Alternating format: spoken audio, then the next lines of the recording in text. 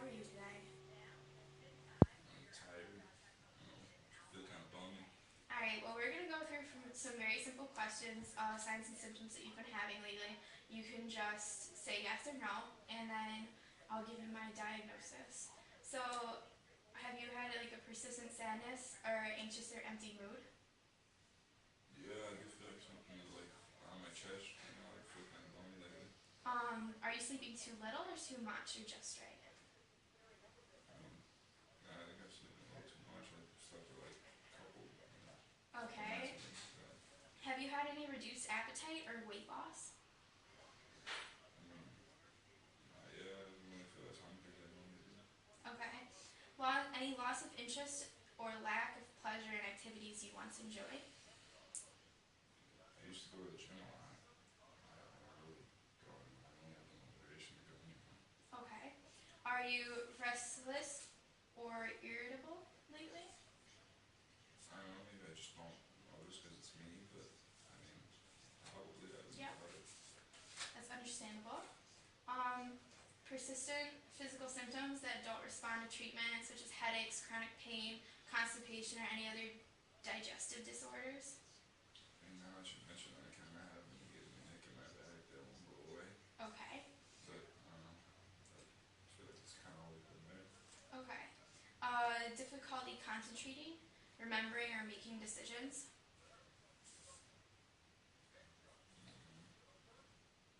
Yeah, Okay. Fatigue or any loss of energy.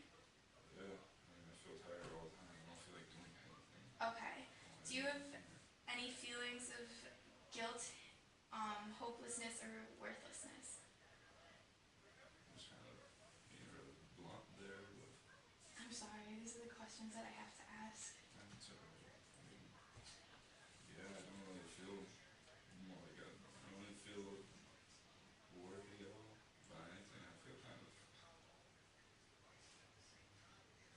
Okay. Have you any thoughts of death or suicide? no, not even. Alright, that's good.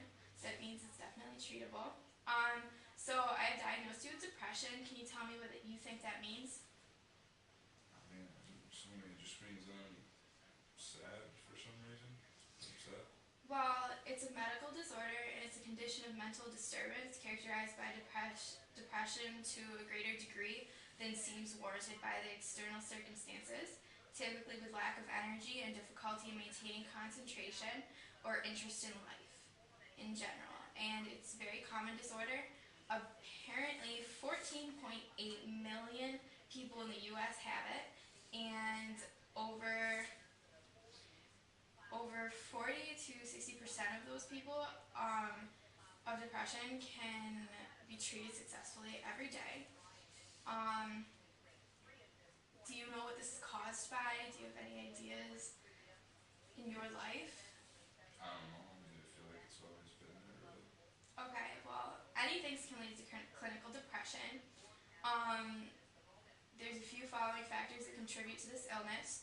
It can be biological. People with depression may have too little or too much of a certain brain chemical. Change in this brain chemical can cause or play a role in clinical depression. There's also cognitive. People with negative thinking and low self-esteem are more likely to develop clinical depression. And gender. Women experience clinical depression nearly twice as often as men. The reasons of this are still not understood by many. This is due to their hormonal changes. We clearly don't need to deal with that with you. Co-occurrence, which is depression is more likely to occur along with certain illnesses such as heart disease, cancer, Parkinson's disease, diabetes, Alzheimer's disease, and hormonal disorders. Do you have any of those? Okay. Not as of you know yet, but we'll take other precautions around that. Are you taking any medications with side effects that can bring out depression? I ain't any medication right now. Okay. This can also be genetic. A family history of clinical depression increases the risk of developing this illness. Do you have any clear signs of this running through your family? I don't know. I wasn't really close to any of them, so I don't know. Okay. This can also be situational. Difficult life events, including divorce, financial problems, or death of a loved one, can contribute to this clinical depression. Have you had any loss of family members or any of these lately? Alright, so I'm gonna guess it's more of the genetic side, and this is very common, especially if you're the first ones showing it. It's okay, it can be treated. Anyone is at risk of developing this disease. With traumatic experience, it's much more likely. However, everyone is prone to it, and as in earlier I mentioned, it's 14.8 million people in the U.S. have been affected by it, but most recent studies show that now about 60 to 80% of depressed people can be treated successfully, depending on the case. Various types of therapy seem to work. Do you know how depression is treated at all? Have you thought of any treatments that you would like? No, that's what I keep hearing, bitch. Okay. Thanks for explaining though. Treatments such as psychotherapy and support groups help people deal with major changes in their life. Several short-term, like 12 to 20 weeks, talk therapies have proven useful. One method helps patients recognize and change negative thinking patterns that lead to depression. Another approach focuses on improving a patient's relationships with people as a way to reduce depression and feelings of despair.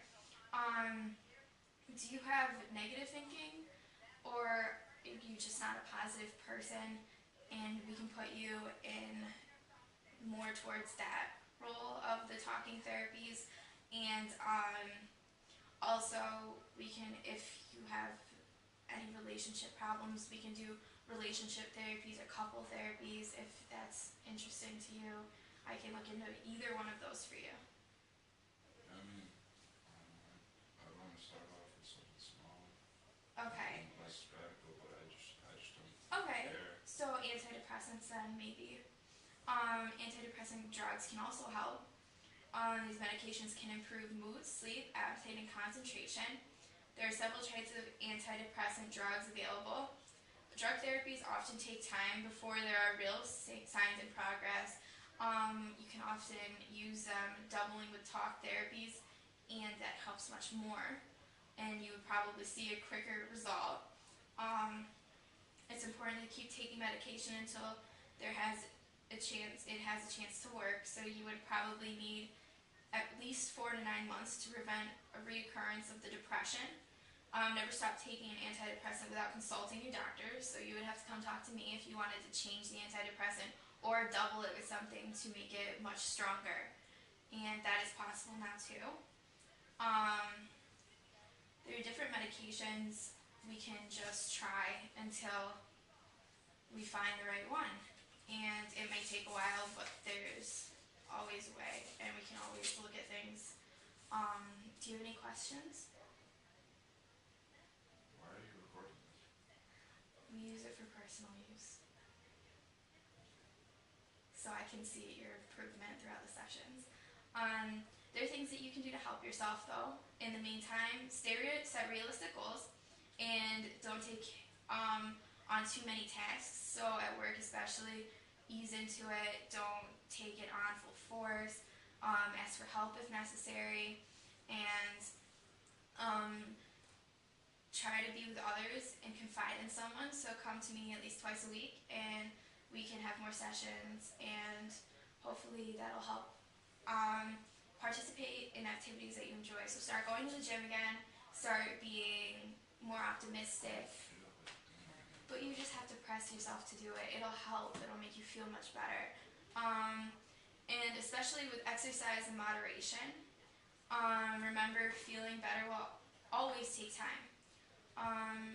Don't make any important decisions until the depression is lifted. So if you're with somebody, don't cut things off. Keep them around. Be happy with them. Definitely talk to me if you've had any thoughts of suicide, or if you just need somebody to talk to. I'm always available, and you always need to let your family and friends help you.